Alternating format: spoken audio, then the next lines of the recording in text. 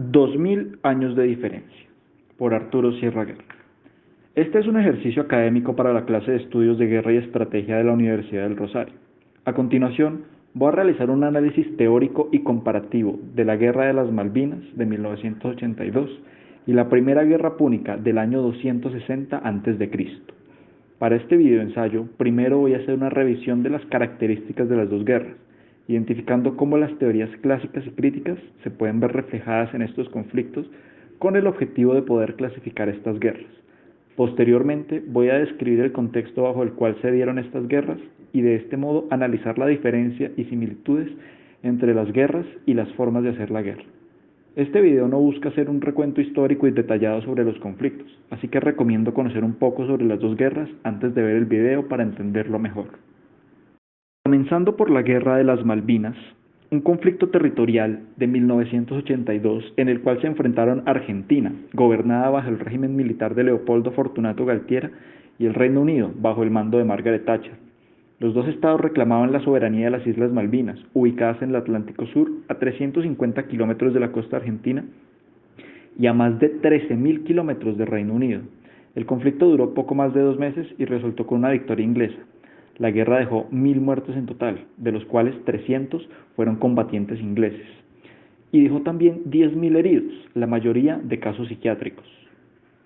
El conflicto fue principalmente aéreo y marítimo, debido a la geografía de las islas y las dificultades logísticas de pelear una guerra lejos del territorio principal. Es por este motivo que fue muy poca la participación de civiles en el combate, ya que muy pocos vivían en la isla y quienes combatían debían tener un entrenamiento específico y profesional, bien sea en pilotear aviones o en hacer parte de una armada.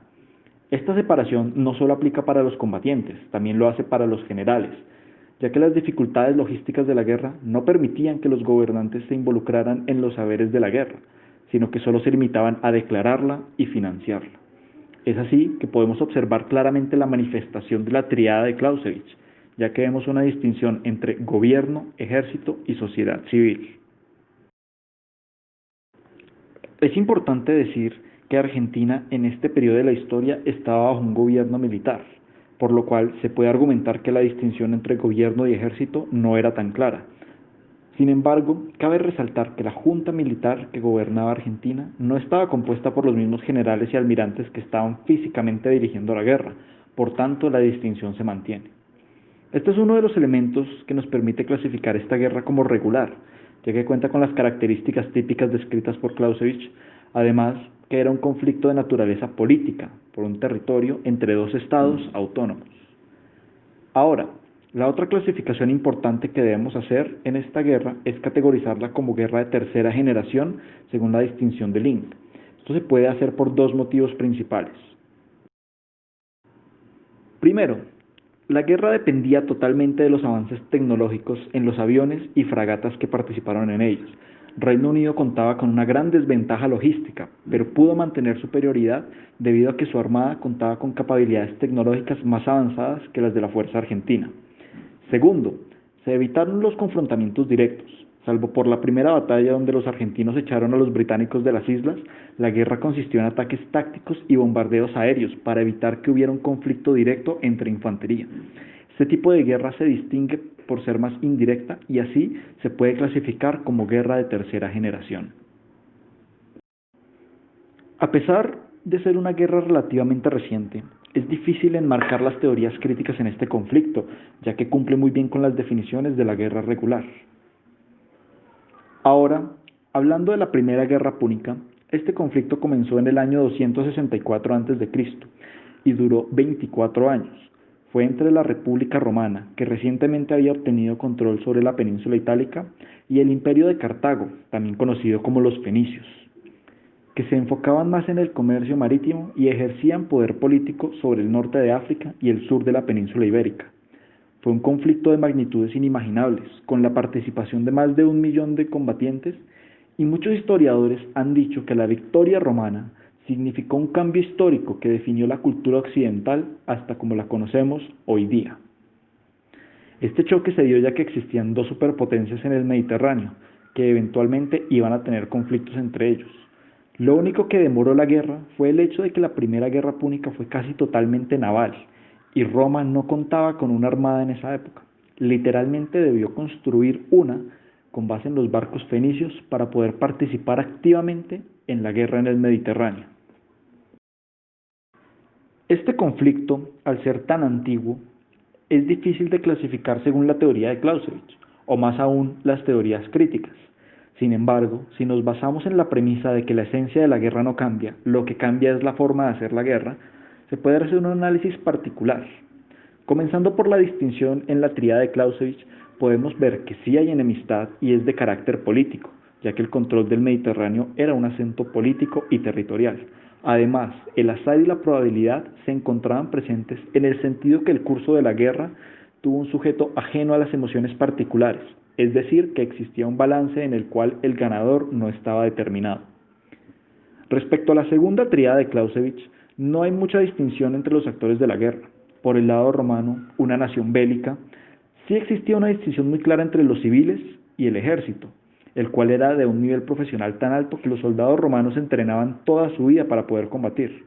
Pero también, al ser una nación bélica, los gobernantes o cónsules eran los mismos generales que hacían la guerra.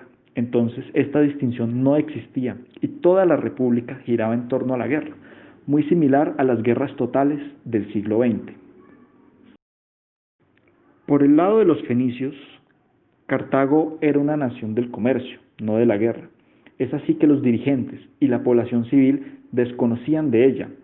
Para eso contrataban mercenarios, que peleaban por ellos y los equipaban con sus barcos mercantiles y les pagaban con los resultados del comercio.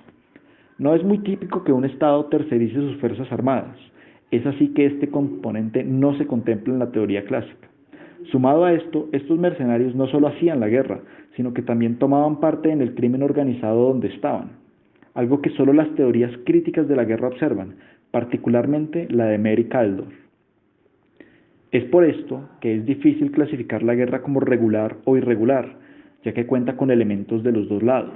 Sin embargo, hay que tener en cuenta que se están aplicando conceptos modernos a eventos antiguos, y en mi opinión, teniendo en cuenta el contexto bajo el cual se dieron las guerras, creo que es válido hacer una clasificación como guerra regular.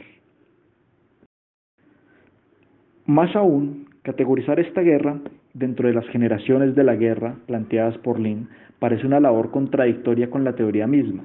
Sin embargo, es importante resaltar que existen muchas similitudes entre la Primera Guerra Púnica y las guerras totales, particularmente la Primera Guerra Mundial. Es así que se debe hacer una adaptación a las generaciones.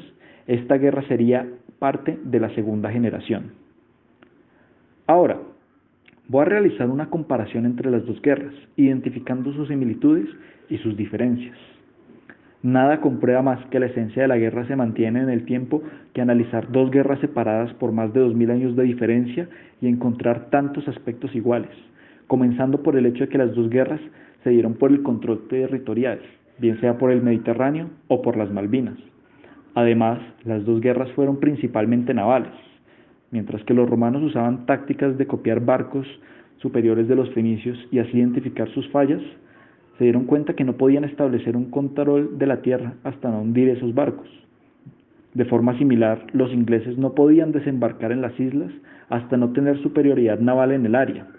La diferencia principal es que los ingleses y argentinos usaban aviones para bombardear a las fragatas de alta tecnología, las cuales se mueven con gasolina, mientras que los romanos debían navegar en barcos impulsados por esclavos con brazos fuertes y prender fuego a los barcos uno por uno. Otra similitud muy particular de estas dos guerras es el uso del conflicto como herramienta de popularidad política. Para los romanos, los cónsules que iban a las guerras y las ganaban eran héroes nacionales que podían seguir manifestando su poder político y hacerse ricos. Además, los romanos tenían normas muy estrictas de balances de poderes, pero estas normas se invalidaban en tiempos de guerra. Entonces muchos cónsules aprovecharon las guerras púnicas para monopolizar el poder en sus manos. Por su lado, Leopoldo Galtiera utilizó la Guerra de las Malvinas como herramienta para mover las cuerdas nacionalistas en un país que enfrentaba serias problemáticas sociales, y Margaret Thatcher no se rindió tan fácilmente, consolidando su imagen como la dama de hierro y ganando popularidad política. Sin embargo, las diferencias van mucho más allá de la tecnología, especialmente en el impacto de las guerras. Mientras que el conflicto en las Malvinas no tuvo muchas afectaciones directas en la mayoría de la población argentina o inglesa, y salvo por algunas ovejas de pastores de las islas, el daño a la propiedad privada no fue mayor.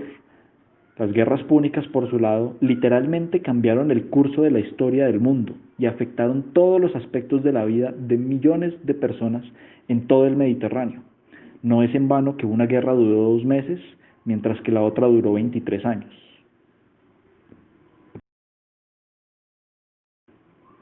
En conclusión, este análisis busca hacer una mirada crítica desde los lentes de las teorías de las guerras para poder encontrar las diferencias y similitudes entre dos conflictos separados por más de 2000 años de diferencia, con el objetivo de poder identificar si la esencia de la guerra ha cambiado o solo las formas de la guerra son lo que han cambiado. En mi opinión, la esencia de la guerra es la misma, un conflicto político, pero muchas evidencias en este mismo análisis podrían apuntar a lo contrario. Finalmente, este es el objetivo del debate. Muchas gracias.